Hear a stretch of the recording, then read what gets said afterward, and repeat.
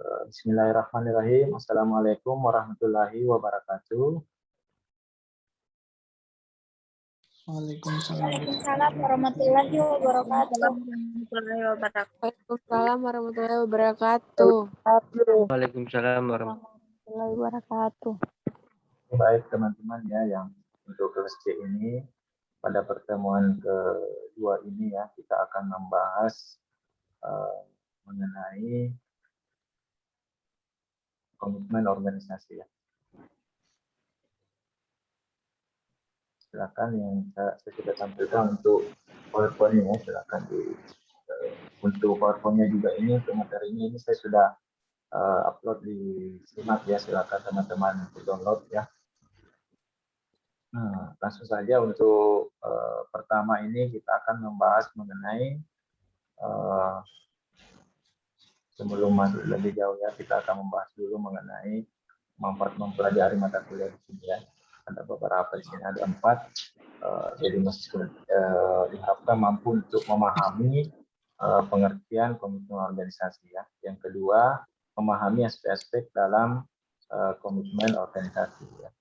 Yang ketiga, menjelaskan proses terbentuknya komitmen organisasi. Dan yang keempat, mampu menganalisis kasus dengan teori yang dipahami ya.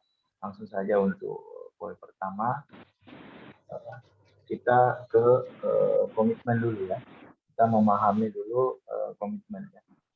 Di sini untuk komitmen organisasi ya, itu sebenarnya berasal dari secara bahasa berarti perjanjian ya. Jadi secara bahasa itu berarti perjanjian ya, atau keterikatan. Jadi ada perjanjian yang disepakati sebelumnya ya, untuk melakukan suatu kontrak ya. Jadi untuk melakukan sesuatu ya, seperti kontrak ya. Jadi ada suatu kontrak perjanjian ya. Selanjutnya di sini untuk komitmen juga itu dapat diartikan sebagai takaran ya. Takaran atau ukuran keimanan seseorang dalam meyakini sang pencipta melalui ikhtiar ya. Jadi dapat juga diartikan di sini sebagai takaran atau ukuran keimanan seseorang dalam meyakini sang pencipta melalui ikhtiar, doa dan usaha secara bersungguh-sungguh.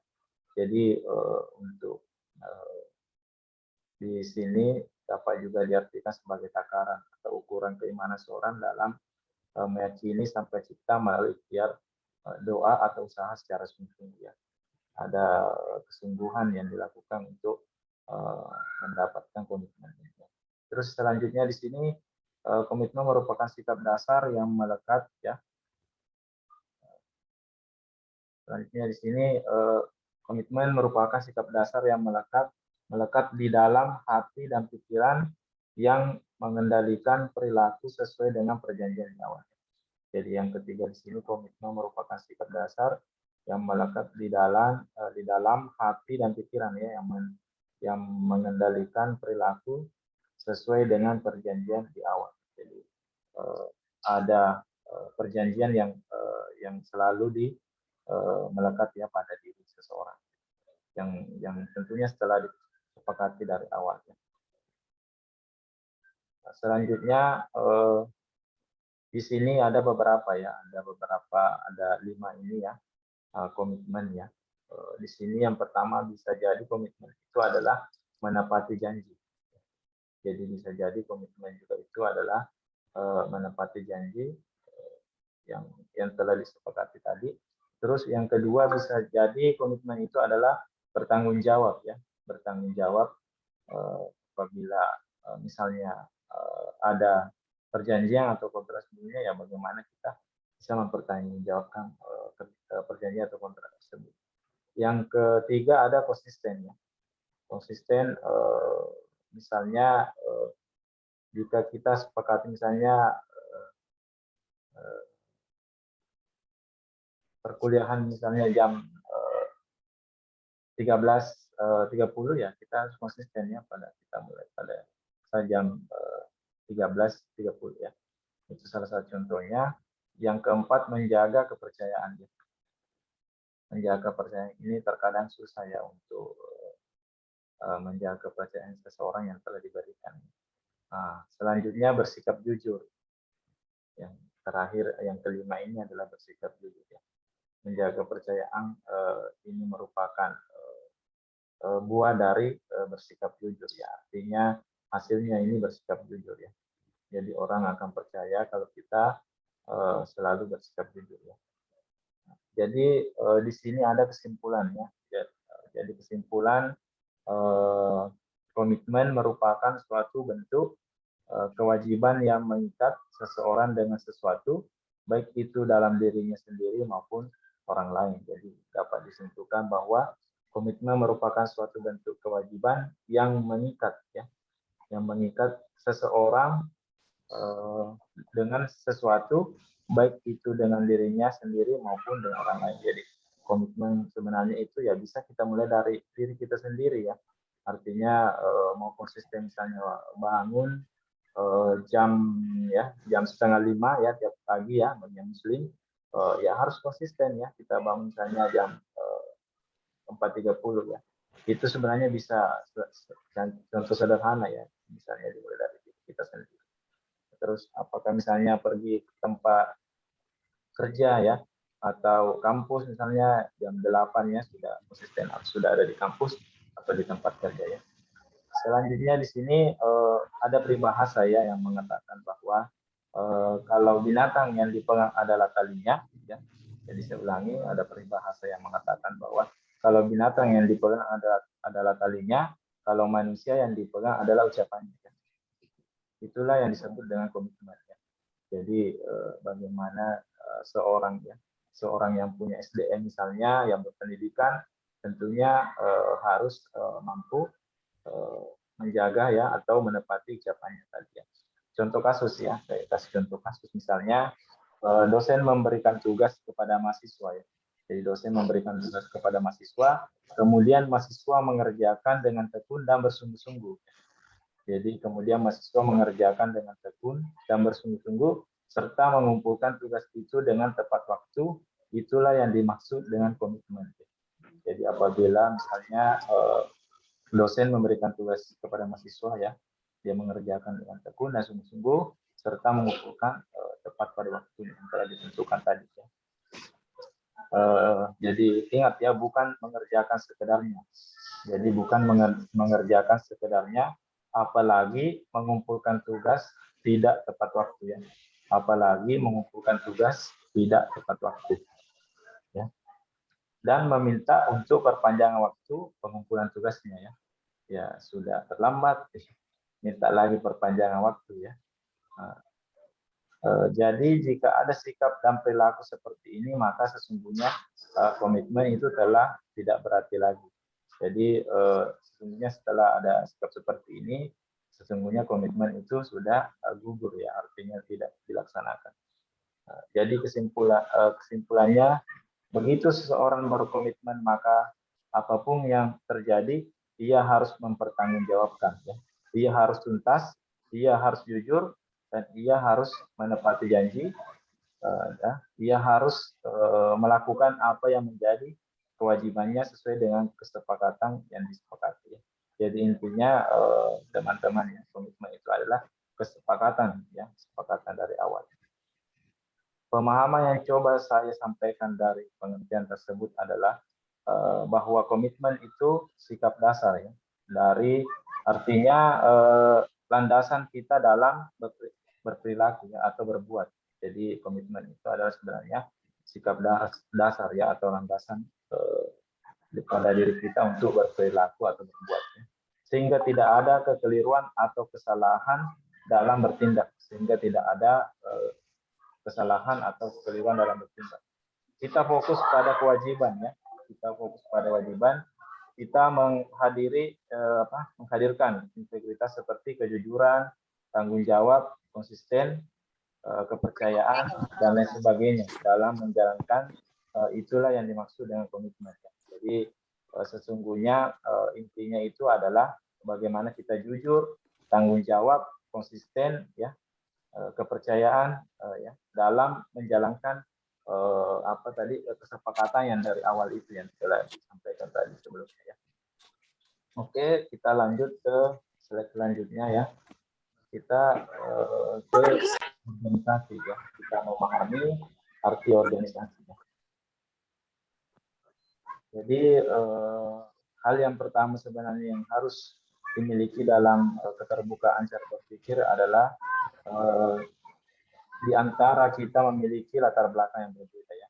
Jadi organisasi ini kita pahami dulu bahwa di antara kita ini terdiri dari beberapa latar belakang yang berbeda ya. Sehingga dalam memahami sesuatu berdasarkan persepsi dirinya. Jadi dalam memahami sesuatu tentunya masing-masing individu itu memiliki persepsi ya atau mungkin ya perbedaan sedikit itu aja sebenarnya ya. Jadi belajar jadi ini sebenarnya itu adalah kita belajar memahami ya, memahami dan memahami ya. Kata kuncinya adalah cari tahu dan telaah ya. Jadi untuk organisasi ini ya merujuk dari penjelasan di atas ya. Penjelasan di atas tadi ini adalah organisasi adalah suatu kesatuan ya atau entity ya yang terdiri dari banyak orang. Jadi organisasi ini adalah sebuah kesatuan ya. Atau entity ya. Jadi ada beberapa orang ya terdiri dari banyak orang, bisa berupa institusi, asosiasi atau lembaga. Jadi bisa saja berupa institusi ya, seperti misalnya contohnya kampus ini ya, asosiasi ya, misalnya asosiasi para pedagang pasar lama misalnya ya, atau lembaga ya, misalnya lembaga-lembaga sosial ya dan lain sebagainya. Saya kira untuk menuju ini banyak sekali ya. Contohnya misalnya untuk lembaga sosial itu biasa ada saya dapat ya brosurnya misalnya Jumat apa itu, Jumat sedekah ya atau apa namanya ada ya. Itu ya salah satunya ada kita yang gabung di situ ya. Terus di sini kita lihat organisasi di sini ada 6 ya. Ada 6 ya. Jadi organisasi itu bisa saja berupa wadah ya. Jadi bisa saja berupa wadah ya, jadi tempat untuk meluangkan ya atau meluangkan hobi misalnya ya, bisa saja tempat untuk meluangkan hobi ya. Yang kedua sarana berkumpul ya, tempat berkumpul ya, bisa saja suatu organisasi tempat berkumpul misalnya sesama komunitas ya, bisa saja. Terus yang ketiga sarana mencapai tujuan ya. Jadi misalnya setelah berkumpul tentunya ayo bagaimana misalnya kalau kita ada tujuan ya, misalnya tiap Jumat atau tiap minggu misalkan ya. Terus yang keempat tempat bermusyawarah ya. Jadi ada misalnya sesuatu yang ingin dilakukan ya, silakan selesaikan dengan musyawarah atau silakan selesaikan misalnya dengan suara terbanyak ya.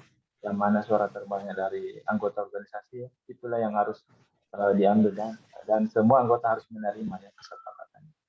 Selanjutnya bisa saja tempat orang bekerja ya, seperti tadi di institusi misalnya atau asosiasi ya, bisa saja menjadi tempat orang untuk bekerja ya, untuk mencari nafkah ya atau tambahan penghasilan. Yang terakhir adalah organisasi bisa saja adalah suatu kelompok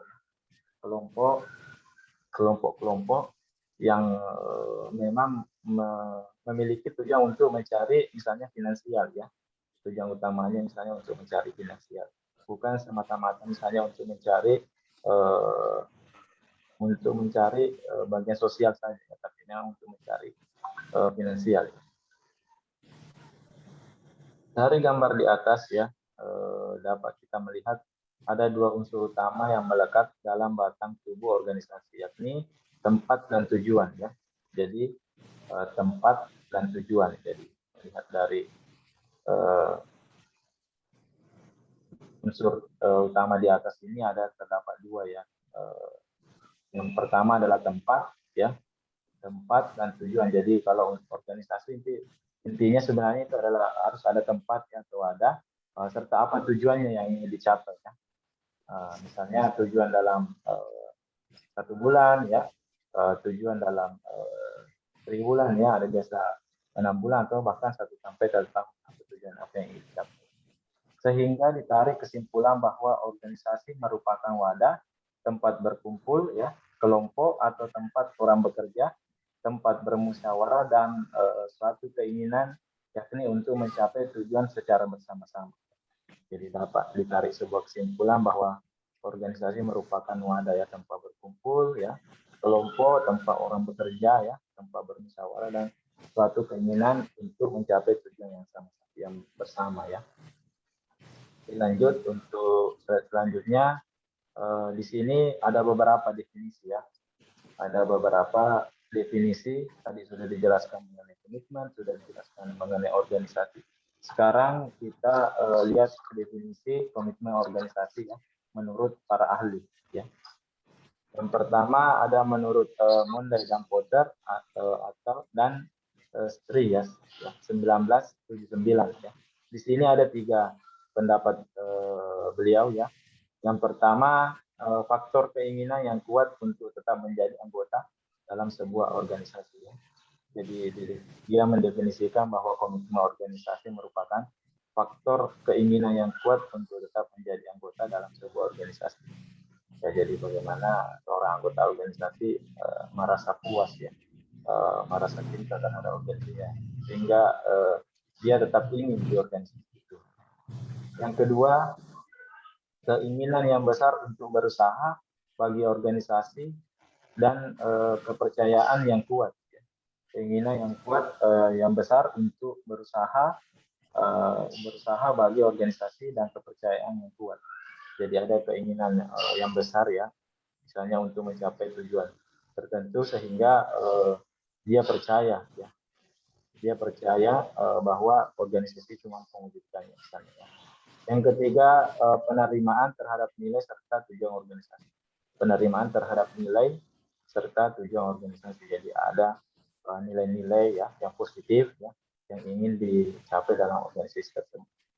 Yang selanjutnya ada menurut Robbins dan Jengel ya, 2013 ini di halaman 100, dia mengatakan bahwa komitmen organisasi ya, atau organisational commitment yang didefinisikan sebagai suatu keadaan di mana seorang karyawan memihak organisasi tertentu serta tujuan-tujuan dan keinginan untuk mempertahankan keanggotaan dalam organisasi tersebut ya. Jadi menurut Robbins ini ya, dia mendefinisikan bahwa keadaan di mana seseorang karyawan memihak ya.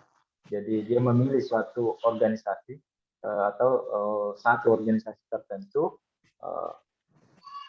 tentunya untuk memenuhi keinginan dan mempertahankan keanggotaan organisasi tersebut ya. Yang ketiga ada menurut Moorhead dan Stephen ini ya, 2015, beliau berpendapat bahwa sikap yang mencerminkan sejauh mana seseorang individu mengenali dan terikat pada organisasinya. Jadi dia berpendapat bahwa sejauh mana sikap mencerminkan seorang individu mengenali dan terikat pada organisasi. Seorang individu yang memiliki komitmen tinggi kemungkinan akan melihat dirinya sebagai anggota sejati. Jadi bagaimana seorang individu ya yang bekerja ya, dia memiliki sifat yang terikat ya, artinya dia memang hanya ingin bekerja di tempat itu ya. Selanjutnya di sini ada menurut Keitner ya dan Kiniki ya, dalam Putu dan Iwayang ini 2017, dia berpendapat bahwa kesepakatan untuk melakukan sesuatu untuk diri sendiri, individu lain dan kelompok atau organisasi. Jadi menurut Putu dan Iwayang ini dia mendefinisikan lebih sederhana ya. Jadi dia berpendapat bahwa kesepakatan untuk melakukan sesuatu untuk diri sendiri, individu lain dan kelompok atau organisasi ya. Jadi dari beberapa tadi pendapat ahli di atas ini dapat saya simpulkan bahwa komitmen organisasi adalah suatu sikap atau tingkah laku seseorang kepada organisasi berupa loyalitas ya, loyalitas untuk dapat mencapai visi-misi serta tujuan organisasi tersebut. Jadi dapat disimpulkan bahwa komitmen organisasi itu adalah sebuah loyalitas ya. Jadi bagaimana seorang karyawan itu loyal ya, loyal kepada organisasinya ya. Mau betah atau tinggal, artinya berlama-lama lah di organisasi itu untuk mencapai visi dan misi atau tujuan organisasi tersebut ya. Selanjutnya ada makna komitmen organisasi ya. Ada makna komitmen organisasi. Yang pertama ada hasrat ya, hasrat. Jadi hasrat di sini bagaimana seorang anggota organisasi itu memiliki hasrat yang kuat sehingga dia akan memberi kontribusi yang maksimal kepada anggotanya ya. Jadi bagaimana seorang anggota organisasi memiliki hasrat ya. Hasrat di sini ya hasrat yang positif ya. Yang memberikan kontribusi yang maksimal kepada anggotanya. Ya, jadi ada keinginan, ada hasrat dari dalam diri ya untuk memajukan ya atau mengembangkan organisasi tersebut. Yang kedua ada keinginan ya, adanya keinginan untuk berusaha keras guna mencapai sesuatu agar organisasinya juga bagus ya. Jadi terkadang keinginan ini misalnya kita harus melakukan sesuatu hal ya yang beda ya agar organisasi kita ini tetap berkembang ya. Jadi ada strategi lah ya. Strategi yang dilakukan anggota organisasi untuk memajukan organisasinya ya. Yang ketiga keyakinan ya. Adanya keyakinan bahwa ketika dia bergabung dengan organisasinya dia akan memiliki sesuatu yang menjadi baik karena nilai-nilai yang dianut oleh organisasi dan nilai-nilai pribadi yang dianut oleh anggota tersebut menjadi satu sehingga anggota itu yakin keberadaan di situ akan membuat suatu prestasi buat dirinya sehingga keyakinan itu yang menjadi penting untuk menimbulkan komitmen organisasi. Ya, misalnya ya contohnya misalnya di kampus ya. Terkadang misalnya orang tua siswa itu ya, orang tua mahasiswa itu memasukkan anaknya ya ke kampus ya tentunya melihat dulu ya latar belakangnya misalnya kalau di kampus kita tercinta ini Universitas Muhammadiyah Mudu ya tentunya mungkin melihat dari sisi agamanya juga ya sehingga menjadi pertimbangan untuk memasukkan anaknya di sini ya. Sebenarnya bentuk keyakinan kepada institusi kita. Selanjutnya ada bentuk ya komitmen organisasi. Ada 3 di sini ya. Jadi yang pertama ada komitmen efektif ya. Efektif. Yang pertama ada komitmen efektif. Jadi komitmen efektif ini keterkaitan emosional ya. Jadi keterkaitan emosional, identitas dan keterlibatan dalam suatu organisasi. Jadi kalau komitmen efektif ini ya terkait dengan emosional ya, terkait dengan jiwa seseorang ya anggota organisasi, ya identifikasi dan keterlibatan dalam suatu organisasi. Dalam hal ini karyawan ingin tetap berada di organisasi tersebut karena kedekatan emosional ya atau emosional attachment ya dengan organisasi tersebut. Jadi ada kedekatan ya misalnya emosional. Misalnya contoh ya saya ambil misalnya organisasi A ya dulu misalnya orang tuanya yang membangun ya organisasi tersebut. Tapi karena ada pergantian pimpinan ya beberapa tahun ya bertahun-tahun sehingga si anaknya sebenarnya ini secara tidak langsung ya juga bekerja di situ. Jadi ada hubungan emosional ya sebelumnya terhadap organisasi tersebut ya. Yang kedua ada komitmen komunitas ya. Ada komitmen kontinuitas ya atau kontinuitas berkelanjutan ya. Komitmen berkelanjutan. Jadi komitmen berkelanjutan ini komitmen individu yang didasari pada pertimbangan tentang apa yang harus dikorbankan bila akan meninggalkan organisasinya. Jadi komitmen berkelanjutan ini adalah ada pertimbangan tentang apa yang harus dikorbankan bila akan meninggalkan organisasi.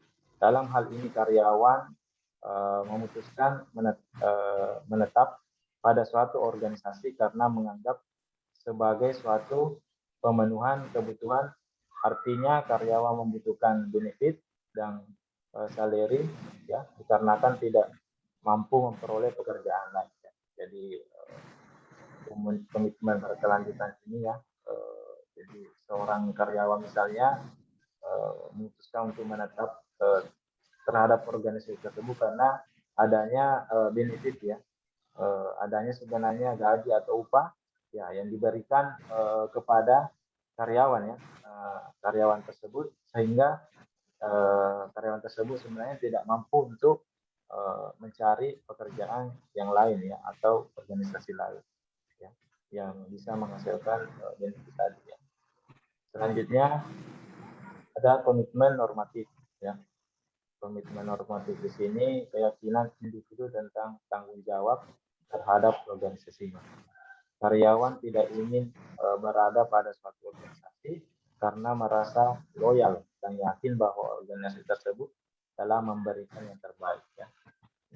Seperti tadi kami contoh misalnya mahasiswa di Universitas Muhammadiyah Muju ini ya, dia tetap ingin kuliah di Universitas Muhammadiyah Muju ya. Ya dia tetap loyal, tidak ingin misalnya pindah ke perguruan tinggi lain atau kampus lain ya. Nah itu salah satu bentuk contoh komitmen normatif ya. Selanjutnya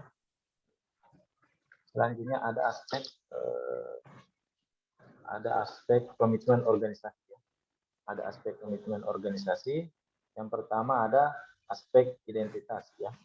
Aspek identitas merupakan keyakinan dan penerimaan nilai-nilai dan tujuan organisasi. Jadi merupakan keyakinan dan penerimaan nilai-nilai tujuan organisasi.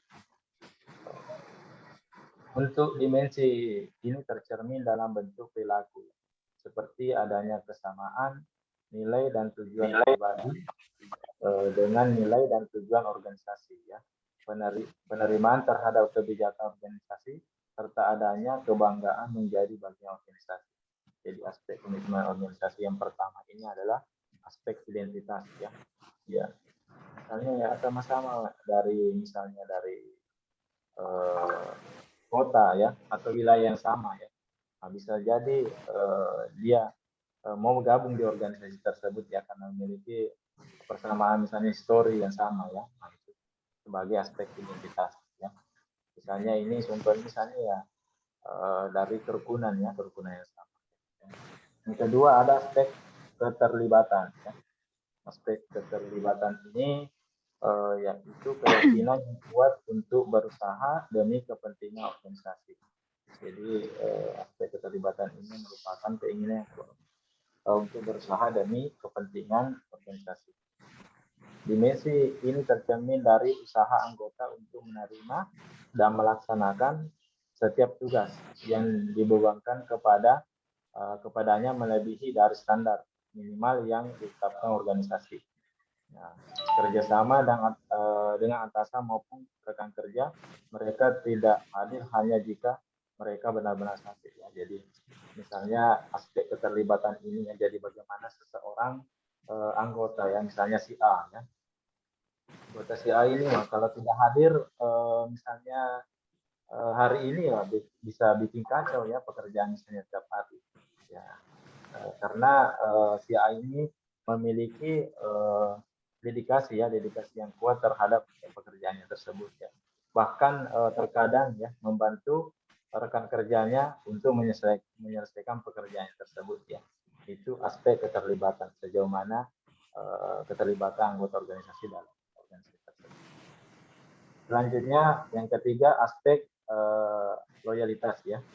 Aspek loyalitas di sini tentunya loyalitas karyawan ya terhadap organisasi memiliki makna kesediaan seseorang untuk melanggengkan ya hubungan dengan organisasinya.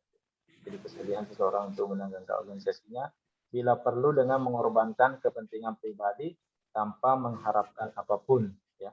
Kesediaan karyawan untuk mempertahankan diri bekerja dalam perusahaan adalah hal yang penting dalam menunjang komitmen organisasi karyawan terhadap organisasinya di mana mereka bekerja. Hal ini dapat diupayakan bila karyawan merasakan adanya keamanan, kepuasan di dalam organisasi tempat bekerja ya. Tempat karyawan bergabung dan bekerja. Ya. Jadi di sini aspek loyalitas ini sebenarnya intinya bagaimana seorang karyawan itu merasa ya aman ya, merasa puas terhadap tempat bekerjanya ya. Ya meskipun misalnya harus bermalam ya di kantor ya, tapi karena merasa aman dan puas ya, ada tambahan misalnya insentif yang diberikan ya, sehingga dia akan tetap loyal kepada organisasi tersebut. Ya. Lanjut masih aspek komitmen organisasi ya. Yang keempat ini adalah komitmen berkesinambungan ya. Komitmen berkesinambungan ini merupakan komitmen yang berhubungan dengan dedikasi anggota dalam melangsungkan kehidupan organisasi dan menghasilkan orang yang mau berkorban dan berinvestasi pada organisasinya. Jadi misalnya ada pengkaderan ya atau kita mengenai misalnya apabila si A ini sudah tidak bekerja di posisi tersebut bisa digantikan oleh staf atau karyawan yang kemarin. Jadi ada aspek komitmen berkesinambungan ya. Yang kelima ada aspek komitmen terpadu ya. Komitmen terpadu itu yaitu komitmen anggota terhadap organisasi sebagai akibat adanya hubungan sosial dengan anggota lain ya, di dalam organisasi. Ini terjadi karena karyawan percaya bahwa norma-norma yang dianut organisasi merupakan norma-norma yang bermanfaat. Ya. Jadi komitmen terpadu ini adalah adanya akibat hubungan sosial ya. Ya. Misalnya ya kalau kita dalam satu ruangan ya, misalnya apalagi selalu ketemu tiap hari ya tentunya ada secara tidak langsung ada hubungan emosional ya yang terjalin antara teman-teman kita ya di satu ruangan itu misalnya ya. Itulah sebenarnya yang dimaksud dengan norma-norma organisasi itu ya yang bermanfaat. Yang terakhir ada komitmen terkontrol ya. Komitmen terkontrol itu komitmen anggota pada norma organisasi yang memberikan perilaku ke arah yang diinginkan. Norma yang dimiliki organisasi sesuai dan mampu memberikan sumbangan terhadap perilaku yang diinginkan. Jadi komitmen kontrol ini ya bagaimana dalam suatu organisasi ada namanya norma ya atau kontrol agar tidak melewati batas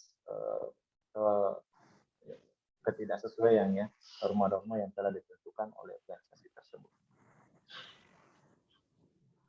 Oke, selanjutnya kita bahas ya faktor komitmen organisasi ya. Jadi faktor komitmen organisasi di sini ya tidak ada sebenarnya jalan pintas menuju Roma ya. Kita perlu mempersiapkan diri untuk dapat ke sana ya. Uang, waktu, pikiran dan tenaga secara bersama-sama dibelanjakan agar harapan tercapai ya. Bahkan kita tidak peduli orang bilang apa ya. Jadi sebenarnya kita tidak peduli orang mau bilang apa ya. Yang penting